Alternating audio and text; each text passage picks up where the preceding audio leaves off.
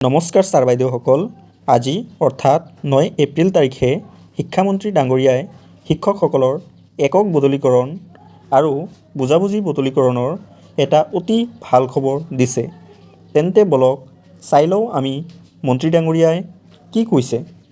সোনকালে হ'ব শিক্ষক বদলীকৰণ। শিক্ষক বদলীকৰণ আইনখনৰ প্ৰধান কথা এটা হৈছে যে আমি ছাত্ৰ ছাত্ৰী অনুপাতে শিক্ষক আমি যধে মধে শিক্ষক বদলীকৰণ কৰিব নোৱাৰোঁ। পিটিআৰটো আমি মেইনটেইন কৰি ৰাখিব লাগিব। তাৰ কাৰণে আমাৰ যিখিনি মিউচুৱেল আছে মিউচুৱেল এইখিনি আমি ট্ৰান্সফাৰ দিলোঁ। আৰু এটা অংশ মিউচুৱেল ট্ৰান্সফাৰ খুব সোনকালে হ'ব।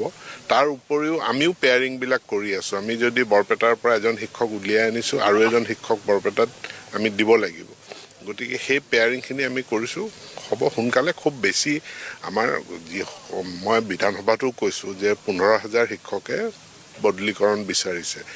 পাৰ্চেণ্টেজ হিচাপত যদি চাওঁ আমাৰ যিমান শিক্ষক আছে তাৰে 7% শিক্ষকৰ বদলীকৰণৰ সমস্যা আছে। তো সমস্যাটো আমি যেনেধৰণে পাৰোঁ আমি সমাধান কৰি দিয়াৰ পক্ষত।